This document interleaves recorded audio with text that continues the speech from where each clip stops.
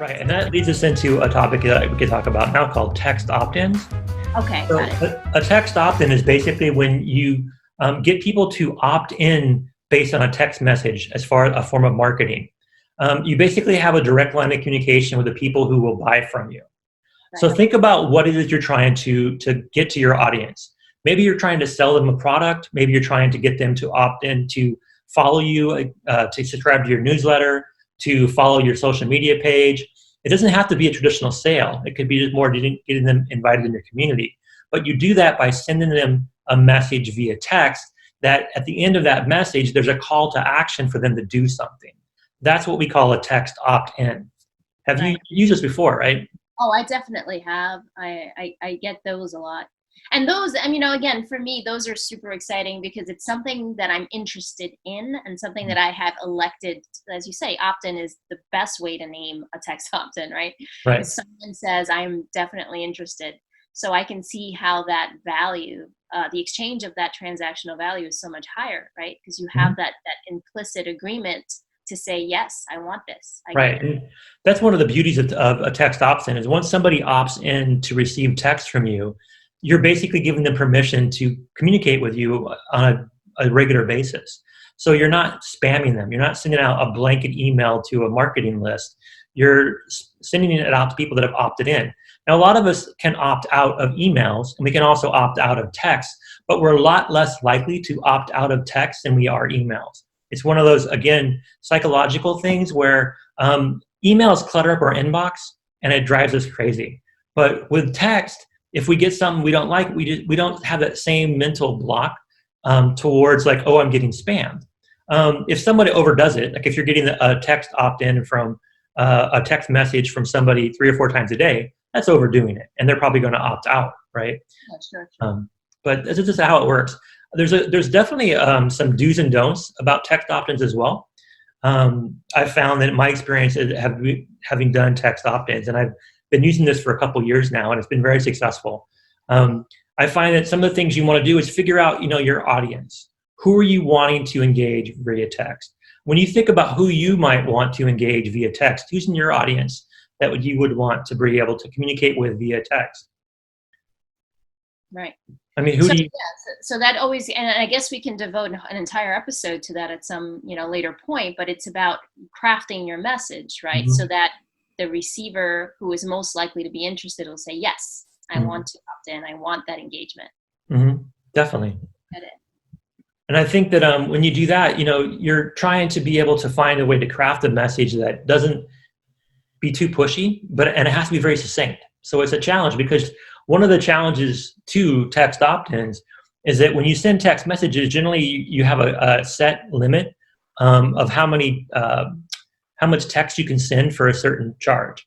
So if you Oh, have really wordy text, you may get double or triple charge what it would cost to send that text. oh, that's interesting. And how, and give us a frame of reference, like what would be, so how do they figure that out? Is it because when I look at a text message, right, you kind of see how much of the real estate it takes up in that first glance, right? So Mhm. is it maybe, how do you measure that? Like, what's some, is it best to maybe structure a text so that it has a direct link to somewhere else? Absolutely, right. So you wanna have the short links that Mhm. take you to something else, to a web page or a sales funnel or some other mobile app. Interesting. Yeah, so you don't have to use a text to be too wordy. Got That's why you see so many people that have a keyword that they pick for the to trigger a certain kind of response. right. Got it. So say that you're using a text opt-in and you have a code BWP that if anybody types the letters BWP to your text opt-in number, then that will automatically generate a reply that will give them a link to your website or maybe to a video or whatever it is you want to do. So you craft the messaging that way so that you minimize the cost. And just as a frame of reference, most text opt-ins are monthly costs, and you get blocks of text for a certain monthly cost. Say for $30 a month, you can send and receive 1,000 texts. And Oh, as long as the interesting. texts are all like 120 or 140 characters or less, then it fits in that plan. And if you send something that's got a couple hundred characters, it'll get double billed, so you get charged for two. Excuse me. Um, but really, it's a great way to be able to target your audience. The whole idea of a text opt-in is really starting to catch on. I'm seeing more and more people adopt to it and be happy with it. So the numbers don't lie, that's for sure. Yeah, yeah, that's true. Okay, so then what are some other, do you want to talk a little bit about the cutting edge and Oh, yeah, really get up to date with what the latest is? Because we've got definitely. that covered. So where are we headed? Well, when you think of where can it go, what comes to mind, it's a question we can all think about, is Mhm. when we're thinking about our phone has came so far, it's come so far in such a short time. I mean, we can easily remember when we first got cell phones, right? Yeah, There was for you and I, for half our lives, we didn't have cell phones, right? right, And then we had, a portable phone that basically allowed us to just do calls. And then it started doing SMS and texting, and then it started developing in these smartphones. Where's it going to go next? I mean, we mm, don't know, but it's going to happen quickly. So when I think about cutting edge stuff, there's really a couple areas that I think smartphones are really going into. And, one of them is a big, interest of yours. It's virtual reality, right? yeah, I do So like. yeah. So when you think about virtual reality with text, the idea is that if you're in a VR environment, if you're immersed somewhere where you're playing a game or talking to your friends or watching a movie together in a virtual environment, the text would pop up, but it wouldn't necessarily be just text. It could be an avatar of your friend who speaks it to you, right? Right, right, right, You can combine like Siri or some other, like AI device that would then have an avatar personality reflective of that person. So right, when you send me a text, if I'm in a VR environment, the text would be you, right? It would be a physical representation in my VR environment of you, and your message, you would tell it to me like you were talking to me. What do you mean by VR environment? Just I'm curious about that terminology. I Well, like it. imagine if you're using a headset right now for VR and you have the headset on, right? And I you're see. playing a game or you're having a conversation with people or you're watching something together with the people. Out in the Right. corner would be like a text comes in from Marina, right? But Yeah, instead of seeing and reading a scrolling text, you would have an avatar pop up and talk to you in the right. middle of that environment. So that kind of thing sounds really cool. And it's Mhm. something that's already out there as far as like the technology. It's just a matter of when it's going to happen. So that's one area that's really cool, cutting edge. Another that I'm fascinated by is the idea of smart text, of ones where there's AI behind it that allows the messages to do certain things. And you're already seeing some of this when you say you want to make an appointment with your doctor. You want to schedule an appointment to go in for a checkup, or you want to, schedule a dentist appointment. You send a message to them because you've already opted in to communicate via SMS, and then it will give you times. It will reply back with times, and then you pick a time, and then it will reply back saying your appointment's been confirmed. That's all Right, happening, right. by AI, right? There's no person involved in any of that. That's already out there.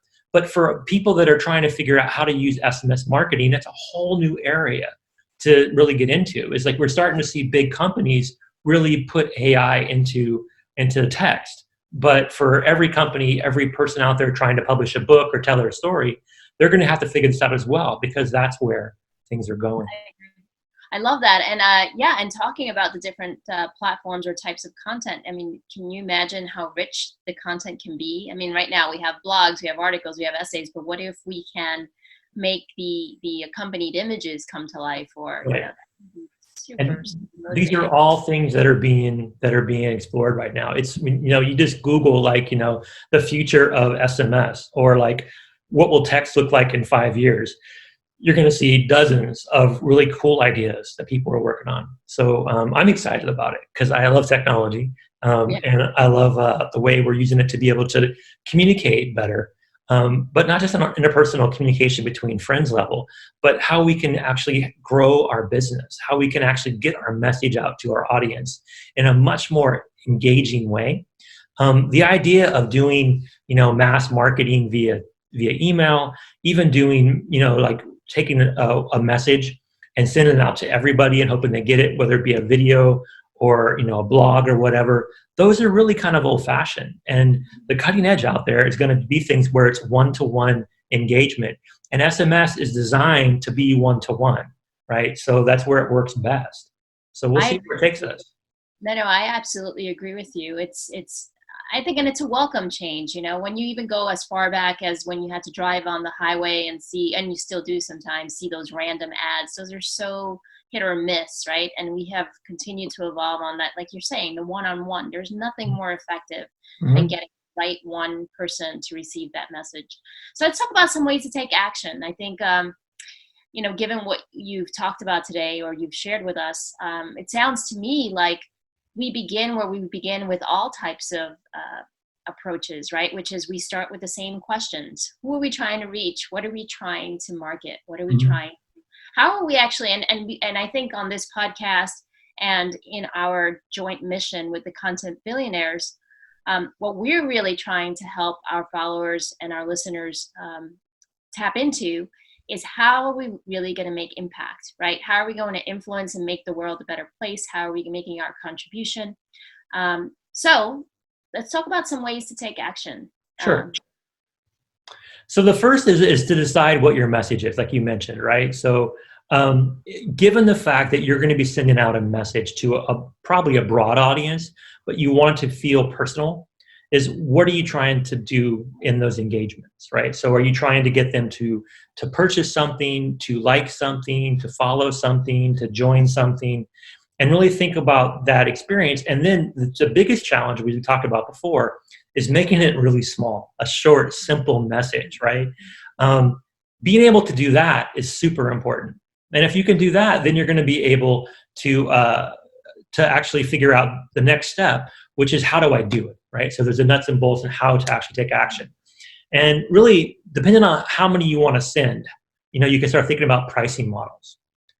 So there are dozens of providers out there. You can, just Google SMS, opt-in provider or text opt-in service. Or Of course, we're going to have our favorites, right? right. We're going to have some vetted resources on the show notes for all of you. So we're not going to leave you high and dry. There will be lots of resources for you. Right. Yeah, and there are some of the cutting edge ones that are pretty commonly used.